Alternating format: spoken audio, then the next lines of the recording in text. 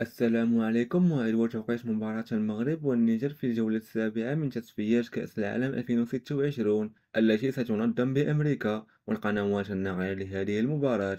يحتل المنتخب المغربي المركز الأول في ترتيب المجموعة الخامسة من تصفيات كأس العالم ب15 نقطة من 5 مباريات فاز بها كلها، بينما يحتل منتخب النيجر المركز الرابع ب6 نقاط من 4 مباريات فاز في 2 وخسر في 2. وسيواجه المغرب النيجر في الجولة السابعة من تصفيات كأس العالم يوم الجمعة 5 شتنبر على الساعة 8 بتوقيت المغرب، تونس والجزائر، والساعة 9 بتوقيت مصر والسعودية إن شاء الله.